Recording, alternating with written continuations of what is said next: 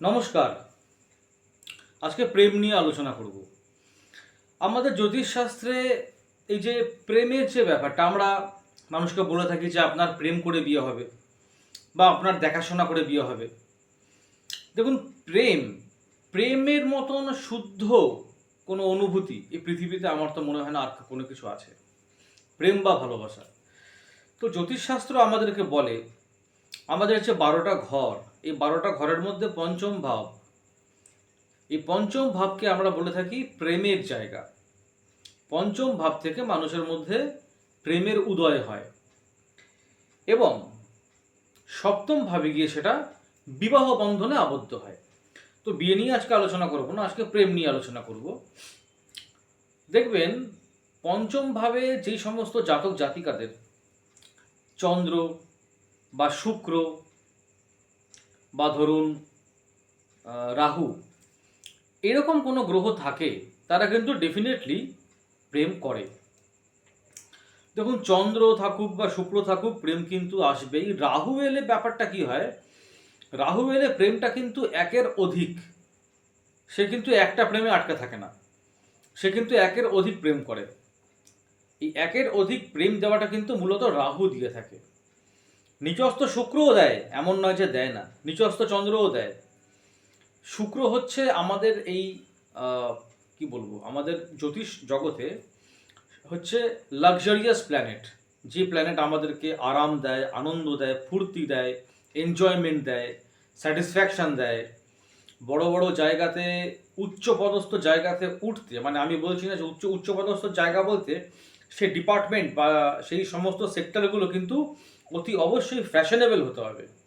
Fashionable হতে হবে, বা ধরুন কোনো গার্মেন্টসের জায়গা, এই সমস্ত জায়গাতে শুক্র কিন্তু আমাদেরকে ভালোবাসা দেয়, প্রেম দেয়, মিউজিক দেয়, এই সমস্ত কিছু দেয়। মানে একটা মানুষ আভিজাত্যের মধ্যে থাকবে, সুন্দর প্রেম করবে, এই ব্যাপারগুলো শুক্র দিয়ে থাকে।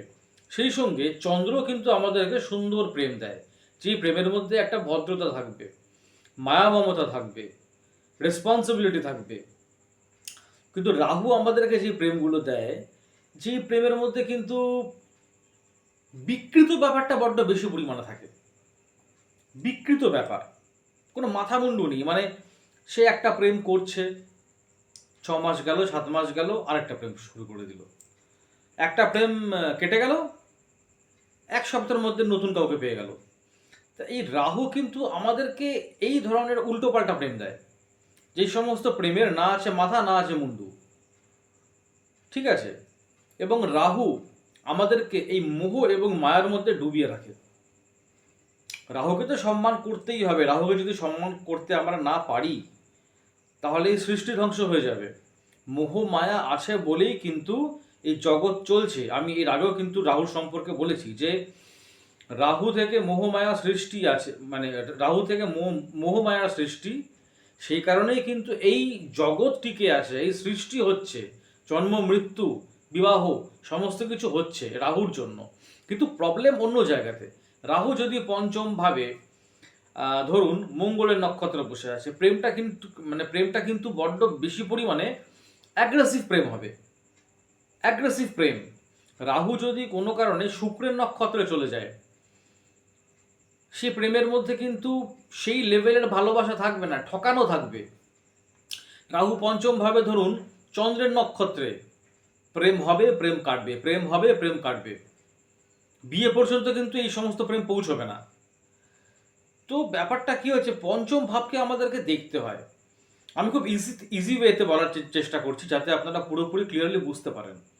পঞ্চম ভাবকে কিন্তু দেখতে হয়, পঞ্চম ভাবের অধিপতি কোথায় অবস্থান করছে, পঞ্চম ভাবের অধিপতি কোন নক্ষত্রে অবস্থান করছে, সেই নক্ষত্রের চরণ কত। দেখুন, প্রত্যেকটা গ্রহ তো কোনো না কোনো একটা একটা নক্ষত্র পায় আমাদের এই জ্যোতিষশাস্ত্রে, কিন্তু সেই নক্ষত্র কত চরণ পাচ্ছে, সেই নক্ষত্র কত চরণ পাচ্ছে, এটা কিন্তু দেখাটা খুব গুরুত্বপূর্ণ।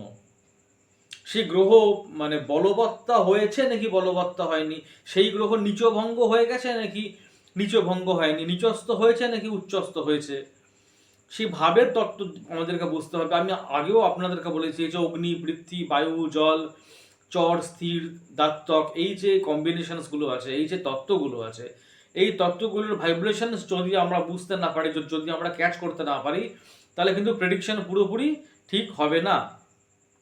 অতএব তত্ত্ব কিন্তু বুঝতে হবে। পঞ্চম ভাবে রাহু ধরুন পঞ্চম ভাবে রাহু অবস্থান করছে, সেটা ধরুন আপনার কন্যা হয়ে গেছে। ধরুন কন্যা রাশি কোনো জাতক জাতিকার পঞ্চম ভাব হচ্ছে এবং সেখানে রাহু অবস্থান করছে। প্রেম যে খারাপ হবে মোটেই না।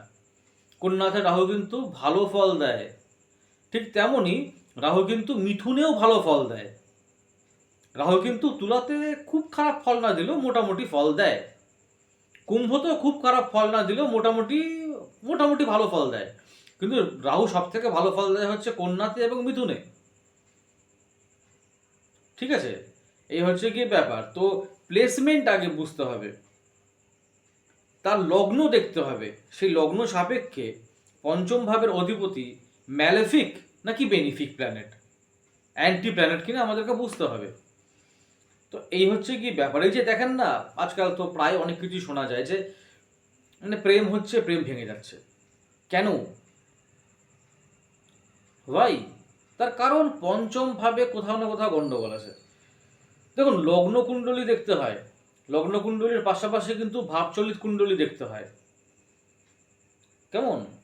তাছাড়া চন্দ্রকুণ্ডলীও কিন্তু দেখতে হয়। চন্দ্র আমাদের মন মানসিকতা। চন্দ্র দিয়ে আমরা এই কারণেই দেখি, একটা লগ্ন 2 ঘন্টা বাদে বাদে পরিবর্তন হয়, তো চন্দ্র কিন্তু 2 দিন 6 ঘন্টা বাদে বাদে পরিবর্তন হয়। মানে সব থেকে ফাস্ট মুভিং প্ল্যানেট কিন্তু চন্দ্র। লগ্ন কোনো প্ল্যানেট নয়, লগ্ন হচ্ছে একটা বিন্দু, সেই বিন্দুটা পরিবর্তন হতে থাকে 2 ঘন্টা বাদে বাদে। তারপরেই যে আসে আর কি, সে হচ্ছে চন্দ্র। চন্দ্র 2 দিন 6 ঘন্টা বাদে বাদে 30 ডিগ্রি পরিবর্তন করে। সেই জন্য লগ্নের পরে আমরা চন্দ্রকে ধরেও কিন্তু ক্যালকুলেশন করি। আমরা কিন্তু অনেক ক্ষেত্রে শুক্রকে লগ্ন ধরেও কিন্তু আমরা ক্যালকুলেশন করে থাকি, প্রেমের দিকটা, বিবাহের দিকটা।